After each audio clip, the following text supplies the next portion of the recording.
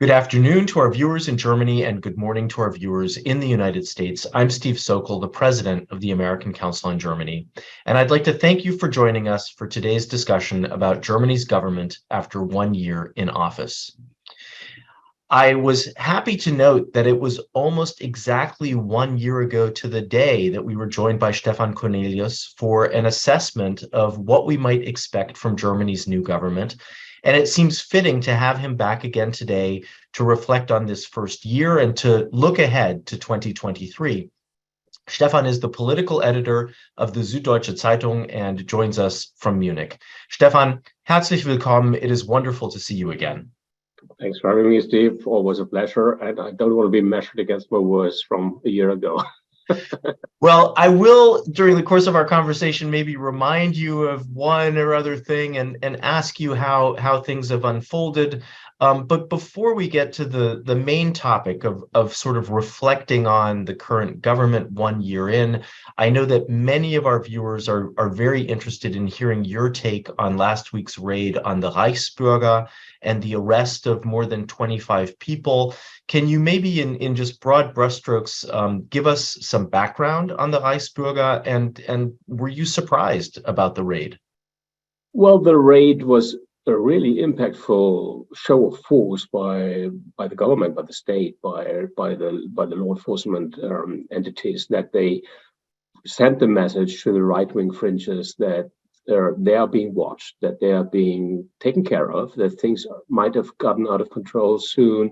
Nevertheless, the charges are sort of not really threatening or not really frightening. The Reichsbürger are long known as to be some weirdos who are out there, where, yes, some of them have weapons. Few of them are coming from within the system. One who was arrested used to be a member of the Bundestag. The other ones were a member of law enforcement. And so there seems to be a pattern of who's attracted to those people. But apart from what's happening in their mind, I never thought they really pose a threat to the structure of the state. So not really, there's no imminent coup brewing somewhere in Germany, so don't worry about that one. So in my take, the raid was a real strong signal by the state that this thing is being watched and will be taken care of if it's getting out of hand. I mean, I think some of our viewers might remember that in, I guess it was August of 2020, this same group tried to storm the Bundestag. They were not successful. Some comparisons have been made between this group and the storming of the Capitol on January 6th. I think maybe a better comparison is the attempted kidnapping of Gretchen Whitmer, the governor of Michigan. But we're seeing obviously in both of our countries that there are these Randgruppen or these extremist groups. I mean, you said that you don't think that this group poses the threat of an imminent coup. But how concerned are you about this movement gaining traction in Germany? Well, it's a typical reflection of our times and of extremist movements we have on both sides of the Atlantic, also in other countries in Europe. These people are showing their discontent with the system, with the state. They are full of conspiracy theories. They do think that they are suppressed. Their rights are not being really granted. So they think they have to bring up some kind of resistance, which they do. But other than, I think, the much higher numbers of right-wing extremists in the United States, this group is rather really fringy. And my take is their leverage is not that high. They don't have that organizational power. And then again, the German Interior Secret Service does have a really good track record of being very close to these groups, sometimes actually too close or being part of. But nevertheless, I think the right-wing fringes are being watched, as are the left-wing fringes. Yes, they are frightening. They have a political arm in the AfD. There are a lot of sympathizers within the AfD. And so my guess is this was a deterrent move. This was really telling them, be careful how far you go. We're watching you. Weapon laws, by the way, are important in Germany for actually keeping them under control. They don't have that easy access to weapons, as you might know from the United States. Nevertheless, the government now, the coalition, is debating to enforce stronger weapon laws, which is again a polarizing issue between the more conservative or more bourgeois electorate in Germany. A lot of people coming from the Schützenvereine, the sort of private shooting groups, which is a very traditional thing especially in the northern Germany, in the countryside. So this is also a polarizing issue now in the political scene. And that sort of brings us to the current sort of political context and the way that things are playing out in the government. I was looking over our notes from the last time not the last time you and I spoke, but when you and I spoke a year ago. And you said that although the three-party traffic light coalition government has some measure of continuity with the Merkel era, you thought that the more we see the government act, the more we would see its intent to be less like the Merkel government and sort of set its own accents. At the time, of course, no one could have anticipated the number of crises that the traffic light coalition would face or the severity of those crises. Can you maybe give us your sort of top takeaways of how Chancellor Olaf Scholz and his three-party coalition have navigated the crises it has had to deal with in its first year? Yeah, I think it was Macmillan saying on the question of what really decides on politics is that events, dear boys, events. And this is what happened. We had events and not too little of them. So the overall assessment of the coalition is that they adapted to the pressure, and the outside pressure, which was immense and probably not at all comparable to what happened under the Merkel crises. These kind of pressures unified the government. The coalition particularities, the interests of the three parties had to be taken away or into the back, and the crises had to be addressed. And so under that situation, it is pretty hard to sort of measure expectations now on what happened. I was expecting the coalition actually acting much more against each other under their own party lines and party interests, because the coalition was formed out of necessity, not out of love, and not out of political desire. It was a coalition of need because there was no other option. And well, there was another option, but it was highly undesired. Another red-black coalition, or rather sort of grand coalition, that time under the SPD leadership. The CDU didn't want to have it, so that was in the end what was possible. And in the end, I think the coalition did pretty well. I mean, I wouldn't shy away from criticizing them, but if you take the overall picture of that year, the continuation of the Merkel ground rule, which is keep trouble away from home, uphold stability, was also the guiding line for Chancellor Scholz. And he had to react on various fronts. I mean, COVID was at the end of last year the big issue, and he wanted to introduce mandatory vaccinations on. Quickly disappeared on February 23 when the war came. And that since then it's war, and since then it's energy security, it's Zeitenwende, it's the state of our own armed forces, it's supporting Ukraine, keeping Europe and the alliance together. And what we've seen is overall a huge doses of adrenaline in the transatlantic relations, a real booster for NATO, for European stability, a huge coherence within the EU. And today, as we speak, there's a EU summit on its way. And in previous times, I thought about the crisis load, previous EU summits, this would have really put the Union under pressure. This time, it's remarkably calm and organized. So my take is they are managing fine. It's a rough ride, nevertheless. It's a tough time for many people, but they're adapting, not at least with the help of some money, lots of money being doled out to keep things stable, especially on the energy market, and it's now minus 8 degrees centigrade here in Munich, and it's freezing cold in Berlin. So we do need that gas. Energy is a huge issue right now again. But overall, people still have some confidence that the government is keeping them afloat and carried on. So with regard to spending lots of money, this government is indeed spending lots of money, but on things that are somewhat different from what the government had been planning to spend money on when it came in to office. So maybe we can talk a little bit about some of the sort of domestic issues, the domestic politics, and what's worked well and what hasn't worked so well, and then come back to the foreign policy arena. This government came in with big plans to build housing, to create a minimum wage, and it's been successful in some of these areas, but has not been as successful in other areas because it's been distracted by the war, by the energy crisis, and it's had to develop other priorities. Can you talk a little bit about what you see as some of the domestic successes and the domestic shortcomings of the traffic light coalition?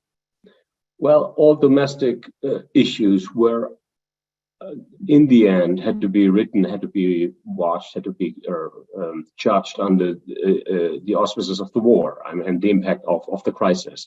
Nevertheless, the government got minimum wage increased as it promised. It just, I think yesterday or 2 days ago, had to retract on the housing proposals, on the housing promises to build 400,000 new units per year, which is definitely not feasible at the state of crisis, not because of lack of money, but because of lack of construction material, of people who actually could build it. So there's no leverage here. And on one of the major issues, which was climate and carbon neutrality and bringing the Zeitenwende for climate issues, we see actually contradictory signals. Yes, we do have a government which needs to buy gas and oil from other markets, but on the anti-energy front, Germany, basically all of Europe, all of the European Union, is in the heart of the biggest ever seen energy flow change in probably in modern history. The entire basically the entire supply and financing line and grid lines, whatever you need to keep your societies, your industries afloat in terms of energy, was rewired in that year. I mean, we went out of Russian gas, we went out of Russian oil now 2 weeks ago. So this is a major sea change. It really affects pretty much the entire world. The entire world is affected by this redirecting flow of energies, of fuels. And in that respect, the government did a tremendous job in appeasing the demand, or actually guaranteeing the demand for industries, not actually leading to a collapse of Germany's industrial base. And on the other side, also filtering in a little bit of the climate issue and the greening of our energy supplies. So we do have these parallel tracks. It's an extremely tough business. The government had to build or was deciding to build several LNG terminals along the German coast. The first one actually is being taken into service, I think today or tomorrow. The major ship, which was necessary, just arrived a few hours ago in Wilhelmshaven. So yes, there is a lot of change happening, but it's not actually as climate friendly as it was hoped, especially by the Greens. And the Greens, in that respect, had to eat poison over the year when, in due course of securing the energy supply, the government and Chancellor Scholz, but probably the most spectacular decision he had to make, decided that 2 or 3 power stations will remain online for time being. We talk of minimum times, and that won't change the decision to get out of nuclear power altogether. But public pressure and public common sense was so strong that telling this government, listen, you can't get out of nuclear power in times when we are desperate for energy supply and for guaranteed sources of energy. So that was one of the biggest pressures, or the biggest prices the Greens had to pay. So all in all, the domestic balance is a mixed one, but you again have to all filter it in. You have to sum it up under the headline. What the war is doing to us. Mm-hmm. I mean, in light of that, and since you were talking about energy, obviously nuclear is one piece of that, and certainly over the years that you and I have known each other, we've talked on and off about the Energiewende and Germany's move toward renewables. What we're seeing now because of the war is a greater dependence on fossil fuels that was unanticipated at this time, but really a hard push to increase Germany's focus on renewables in the short term. And it seems sort of ironic to me that it's taken the war in Ukraine to serve as a catalyst to make Germany move as quickly when it comes to stepping it up with renewables. You talked a little bit about sort of the internal debate over the extension of the nuclear power plants for a few months. To what degree is there also a debate about the use of fossil fuels as a bridge while Germany tries to meet its renewable goals? Well, the energy mix issue is one of those biggest lies German public has to confront itself with. One of those truths which simply don't go away even if you wish for. So the greening of German energy supply definitely always was a midterm to long-term goal. It was always aimed at being CO2 neutral in 2035, so which is 23 years from now, 13 years from now. It has always been the case that Germany is fighting with the resources it has. There is no endless wind supply here. We now had a stretch of almost 2 weeks without wind in northern Germany. It was amazing. So where do all those windmills get their power from? The same with sun photovoltaic issues. So it's an extremely complex issue. And whilst the government was firing up coal plants again, which were on the back burner, which were faded out, it had to sell this under the auspices of war. And the same with the nuclear power. I think that the public got much more aware of those contradictions it was led into.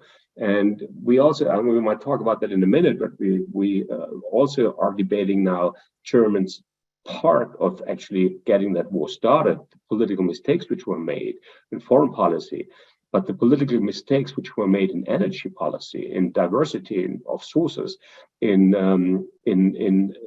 projecting sort of realistic goals and not just playing to the audience and telling them, oh, in the end, we'll buy the nuclear power from France. It's just not our nuclear power, it's French nuclear power. This is somehow hypocritical, and this hypocrisy was exposed on various occasions now in this year, mostly on nuclear power, but also on fracking. I mean, we do now buy shale gas from the United States, which is unthinkable of getting that from German soil. There's plenty of shale gas at the German coast. It's not being exploited for environmental reasons. And that kind of contradiction, the morality in German policy making, came home on so many occasions over the past months, especially hitting a government which deliberately started its tenure by saying, well, we do the right thing, we do the moral right thing. One of those biggest contradictions was dealing with Qatar in this year. We saw that during the soccer championship. So Germany is being haunted all the time by those half-truths government is not addressing and society is not really, is sort of shying away from. Mm-hmm. So, Stefan, you've touched on a couple of sort of international topics and global topics, and I'd certainly like to turn to German foreign policy in just a moment. But first, one more I guess, more domestic question, but obviously it's in a global context as well. We haven't really talked about the coronavirus and the role that COVID has played in this past year or at the moment. And of course, when this government came into office, it thought its big agenda item was going to be navigating the COVID crisis, the COVID pandemic. That was overshadowed by the war and by the energy crisis. And I guess I'd be curious to get your take on how you would assess this government's handling of the pandemic and where things stand today. How much of an issue is COVID right now as we are in December and we're seeing case numbers increase? Well, what COVID definitely is, from a medical point of view, now on the retreat. It's being sort of under control. I think the government a year ago was under a totally different impression, and it thought, well, we have to really get out sort of the next stage of escalation by forcing everyone to be vaccinated, especially staff in medical facilities. One attempt, which was actually decided by law to do so, but refused by the audience, by those people working there, to be implemented. So it's an extremely mixed package. The issue has basically decreased over the year. It is not that burning anymore. The summer brought us some relief. Now that fall we saw here in Germany, as pretty much all over the Western world, an increase in most other respiratory illnesses, which a lot has to do with the fact that our immune system is not as strong as it probably should be after 2 years of a pandemic. That we're mingling with too many people again, that all the precautions have been shared. Don't forget that the entire corona issue was a major federal issue in Germany, on the federal level, the federal government level, and then the regional, the Länder level. And that kind of contest we had, the competition between the federal level and the Länder level, it is taking it back again. The Länder have lost their importance, their impact in that, much to the dismay of people like the Bavarian Prime Minister, who basically like the limelight, not least because there are Bavarian elections coming up next year. So that issue is fading away a little bit. We're all watching now in China, but pretty much the medical expertise, which was given from the very beginning of the pandemic, that we have to navigate the first 2 years to get sort of, we can't avoid being infected, but we can avoid being affected all at the same time, and we can avoid the breakdown of our health system. I think that worked quite well in the end in Germany. And if you look around in the European neighborhood, Germany is still the country where the pandemic is probably taken most seriously right now. Just a week ago, the mandatory mask wearing laws were taken back. So basically from last weekend on, it's the first time you can navigate, take the trains and public transport without masks. So thank you for that. And let's now come back to the foreign policy and security policy issues that we were talking about before, that you've touched on a little bit. Obviously, this is all part of the Zeitenwende, right? This major pivot in foreign security and energy policy that was announced on February 27th by Olaf Scholz. In many senses, he sort of set a trajectory for a new German foreign policy, and we've seen some signs of that in the implementation, but there's also been some criticism that it has not been carried through. It's not been implemented to the degree that many hoped, both at home in Germany, but also abroad. As you think about the Zeitenwende, and as you reflect on German foreign policy over the last year, certainly the last 10 months, where do you see some of the foreign policy successes, and where are some of the shortcomings?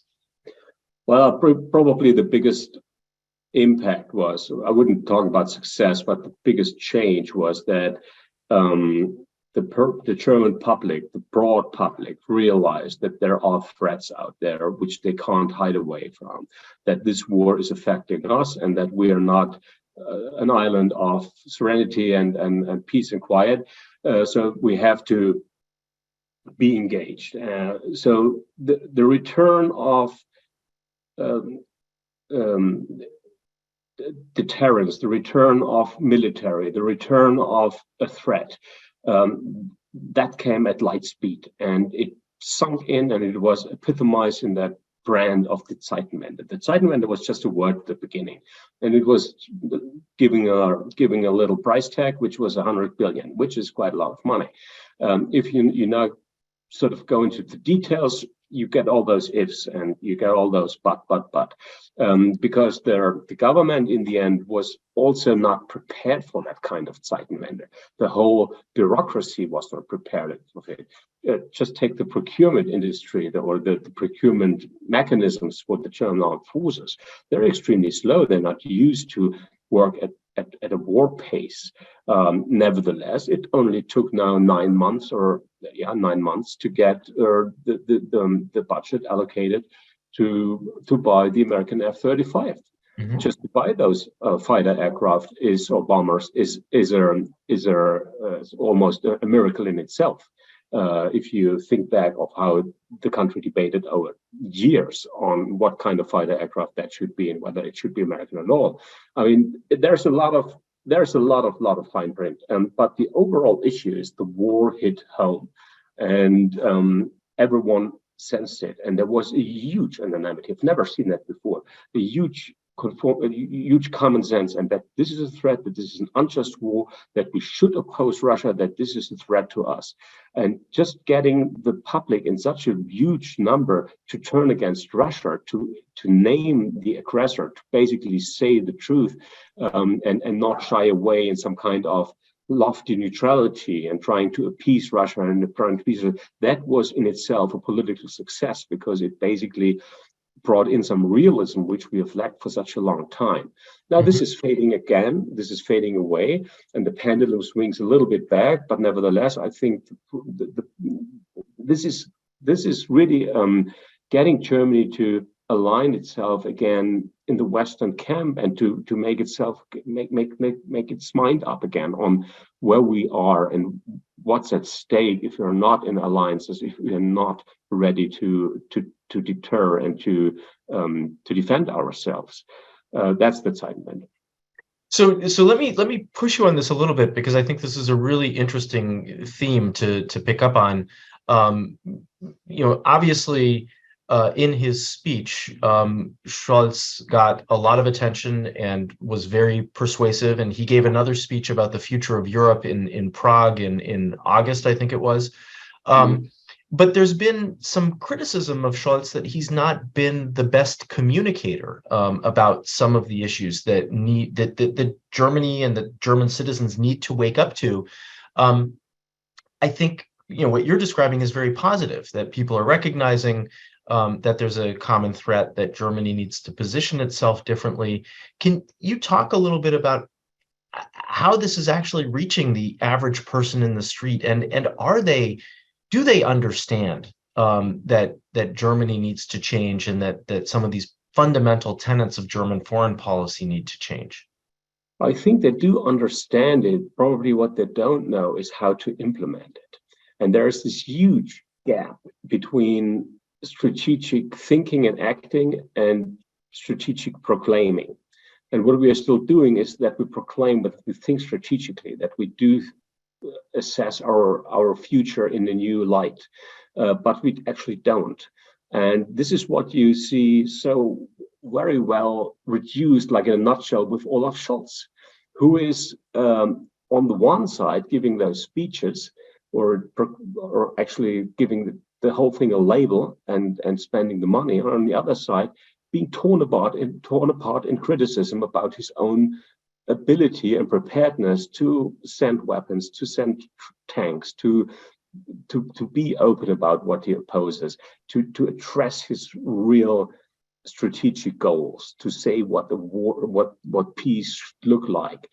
But then, to his excuse, he's probably the one politician in Europe who's forced most to address things publicly in a way which no other leader in Europe has to do.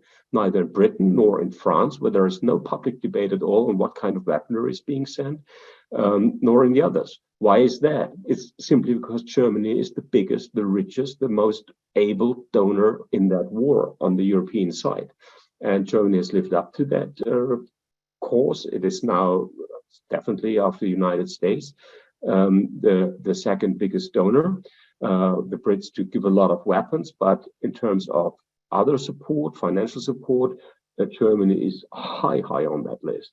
Now, Scholz is playing sort of two games at the same time. On the one hand, he wants to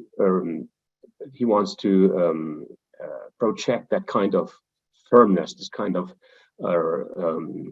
leadership style that, yes, we're behind Ukraine, we're supporting this. On the other side, he doesn't want to rock the boat. And in his personal assessment, he thinks that if he's exposing Germany too much, he might give Vladimir Putin a reason to expand that war. This is behind his decision not to send the Leopard tanks, but sending pretty much every other tank, and sending air defense and sending whatever kind of weaponry. It's a bit of a contradiction. I honestly can't explain. So what we're seeing is for the past almost year now, since the war started, is this high wire dance on how far we should expose ourselves or not. He's hiding a lot behind the American administration, behind Joe Biden. He's always saying, well, this is what Joe Biden wants me to do. My personal knowledge from the American side is, well, that's not the case. And just a few days ago, we had actually American officials coming public on this and saying we're not officially opposed against anyone sending tanks. It's just not us sending the M1s, but you're free to send your Leopards. So what I think is that some in this Western camp, and I would actually put in there the American president as well, are trying to remote control the war in our favor, not go too far, but not be too weak to be overrun. I doubt that the strategy will in the end succeed. Right now, the Ukrainians do have success, but it's coming at an extremely high price. And everyone is now trying to find the landing zone. Where is this going to end? Will there be a kind of negotiated end? Will there be some kind of reasoning behind how that should be over? And there are sort of detailed discussions on sort of territorial claims, on political situation afterwards, and even on dealing with a post-Putin Russia. But the German government definitely is overwhelmed with this broad, huge issues. I mean, just the question of dealing with the post-Putin Russia would tear the fabric of our political landscape apart here. This is why it is not really honestly addressed, and why there is a sort of a shyness in strategic thinking. Just probably a last word on Scholz, because you mentioned his ability as a communicator, or his inability. Yes, it's one of the biggest issues, and he has proven so many times now that he is lacking this kind of empathy, this kind of talking ability to lure other leaders into his orbit, to bring them around. It's most visible on the European stage, where he's really offending a lot of our partners, especially the small ones. He's not addressing public, he's not telling them in advance about the huge help package, aid package he's supplying for the German energy market.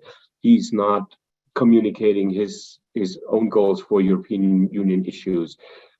His European speech, which you mentioned, was extremely lackluster and not really. It was like, I have to give a European speech at one point. Let's do it here and then get over it.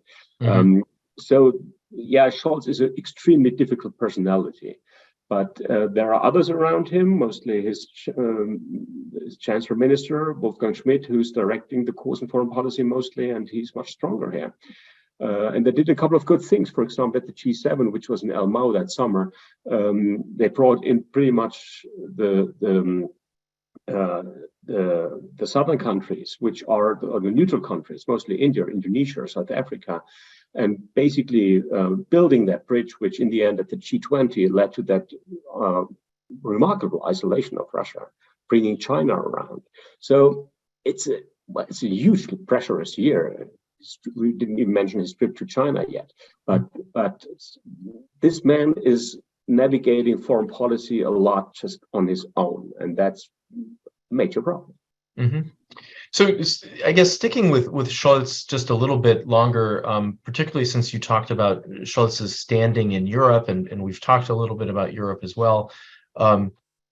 I think both of us anticipated sort of a window of opportunity for Scholz and Macron, should Macron be reelected, which he was.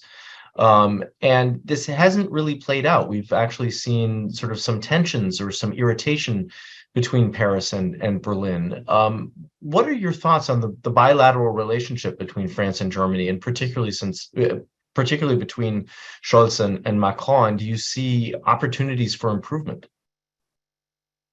I think the German-Franco relations really show best the problem of communication and the problem of character, because we deal with two leader characters which are extremely particular or peculiar. The French president never was a European president, and he's a weak president now. Yes, he won his re-election, but he lost parliament, and so he's having a tough time navigating his path domestically. And Scholz isn't that kind of European believer, or especially Franco-German believer, that he would do the Helmut Kohl thing, who always said you have to bow 3 times in front of the tricolor, because this is the only way you convince the French that you're not harming them. So there was a lot of mistrust being built up over the months, and Scholz fueled that distrust, this lack of trust by, for example, giving that speech in Prague without consulting Macron before. Macron was the one who set the benchmarks for European reform ideas, and the both of them didn't align at all. If they would have aligned, if Germany and France would have agreed on what to do next and in bringing integration a step further, that would have had a huge impact in the European Union.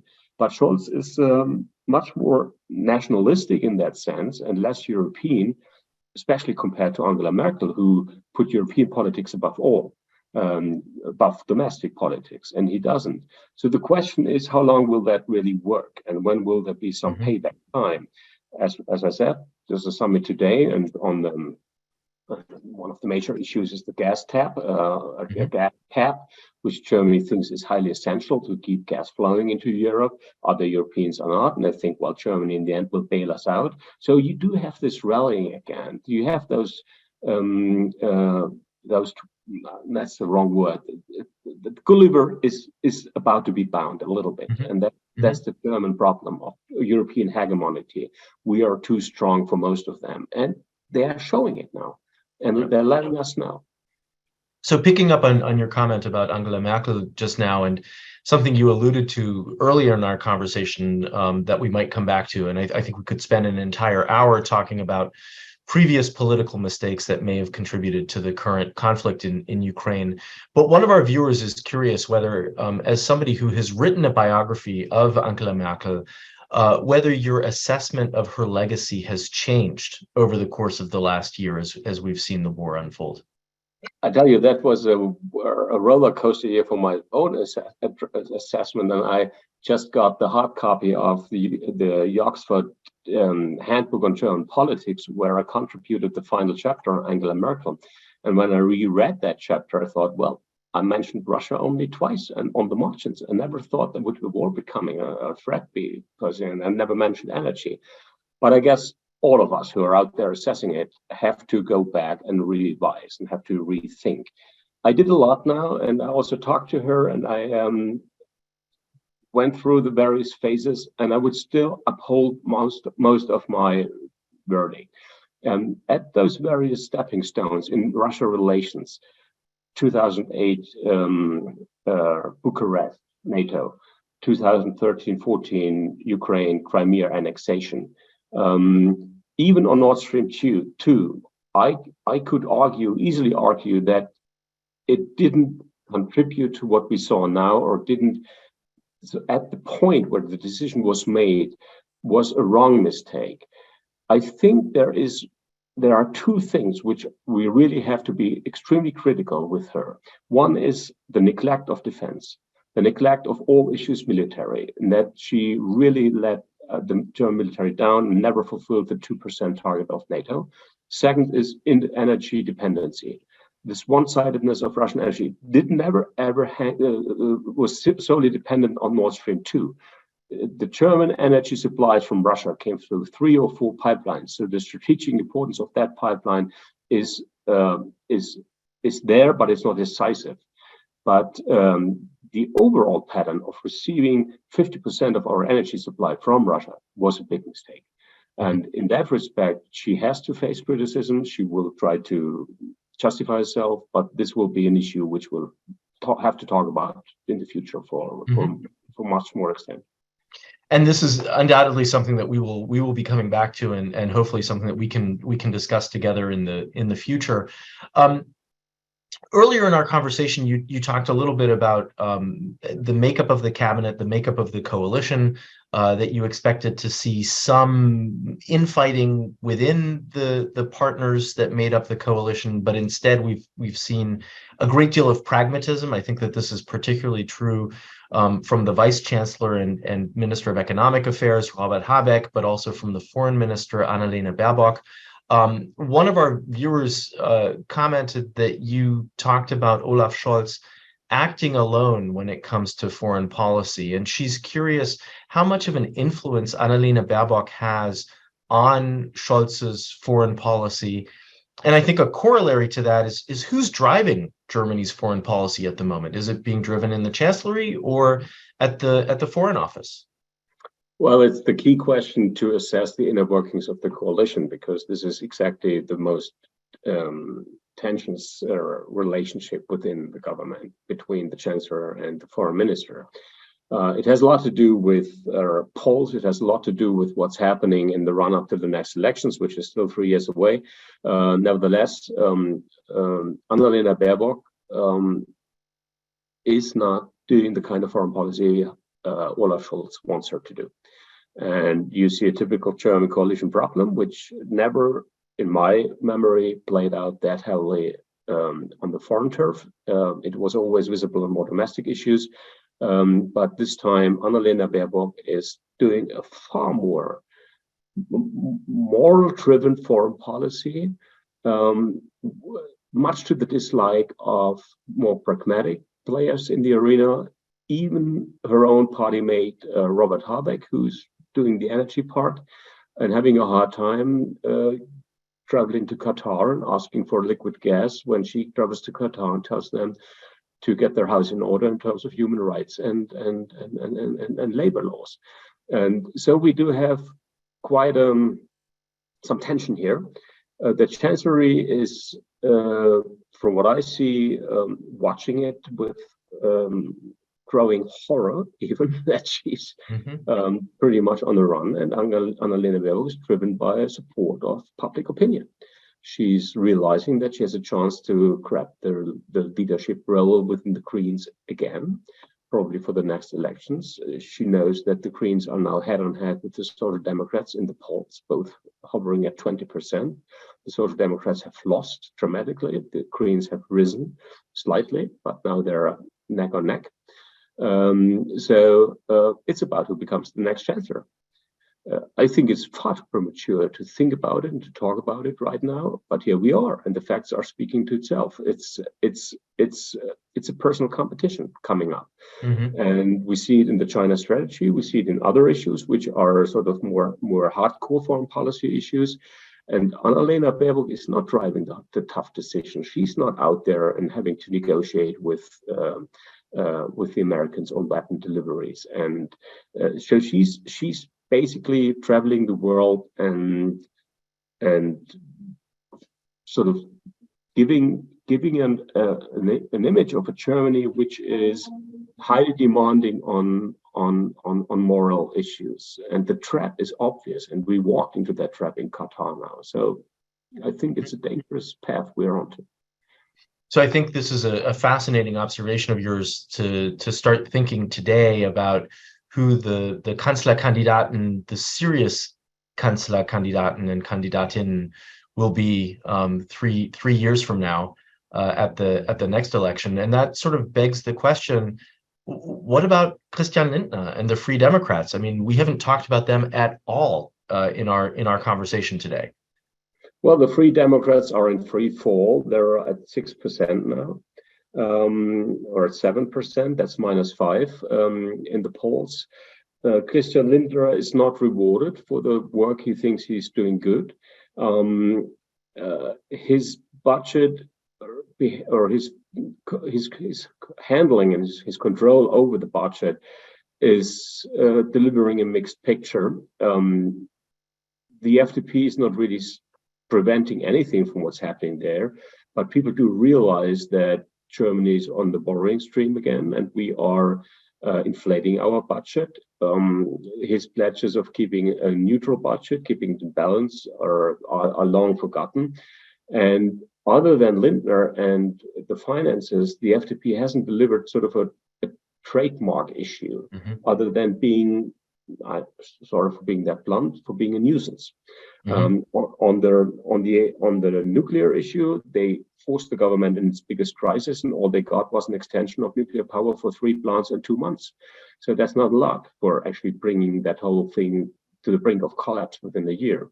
And on other issues, minimum wage and others, I don't see much of their handwriting here right now.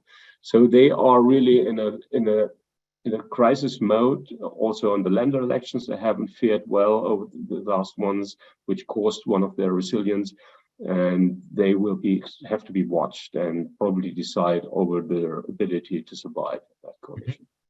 So, Stefan, I know your time is limited, but I'd like to try to squeeze in 2 questions, and I think this first one probably has a very short answer, namely, how long do you think this coalition will hold? Will they stick together?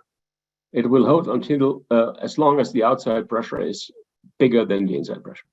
Yeah. Okay. Fair enough. I can't give you a date.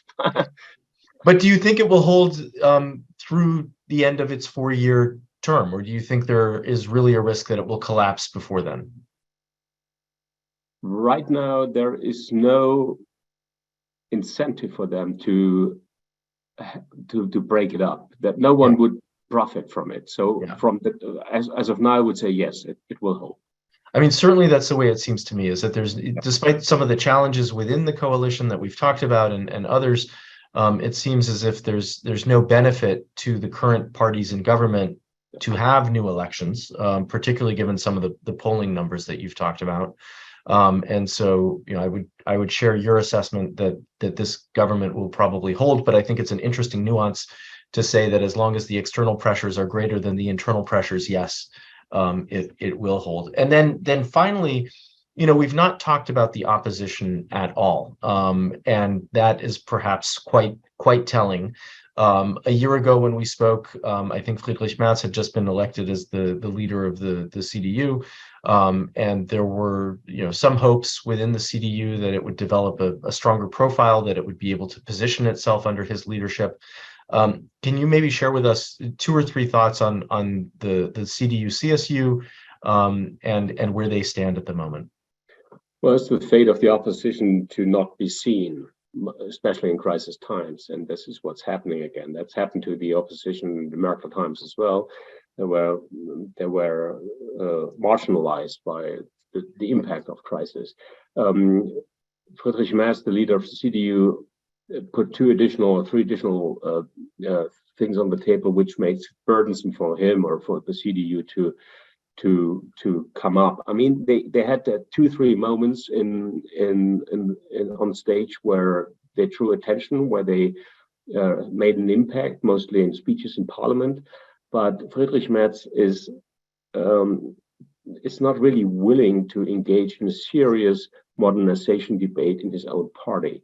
So what he's doing, he's leading the CDU very top down with a very small leadership group, but it's not expanding into the party base. It's not being felt on the ground. And it probably should now be the other way around, that the CDU should get its energy from the base, and they should really sense where the issues are, where they can make a difference. I do get the feeling that those issues are coming. We haven't talked about migration, but pretty much what happens in the US in terms of migration happens here too on a large scale. And if you look at around Germany, most neighboring countries already have an extremely restrictive public attitude towards what's happening. It had a lot to do with Ukrainian refugees. It hasn't hit Germany yet, which is geographically in the center, but where these things are brewing, and I sense that the CDU could use this issue for the next phase to make itself more visible, whether you like it or not, but it is there. The other thing is that the CDU is found in sort of some kind of national solidarity mood in terms of Ukraine. Probably things will change when the SPD is willing to address a peace plan which is to the disadvantage of the Ukrainians, and whether there will be a split all over our political landscapes in how far that war should go, and whether there is a political ending point. And I think that's the moment where the political opinions will separate each other. Well, Stefan, herzlichen Dank for this incredibly thoughtful and thought-provoking conversation. It is always good to speak with you. And I just want to thank you very much for taking time toward the end of the year to reflect on this last year and share your thoughts with us. I look forward to seeing you next year, and hopefully we will see each other in person in the not too distant future. But for now, einen schönen Adventszeit and a guten Rutsch ins neue Jahr. Same to you. Thanks for having me. Always good talking to you, and Happy New Year. See Take you care. in Munich at the latest. Yes.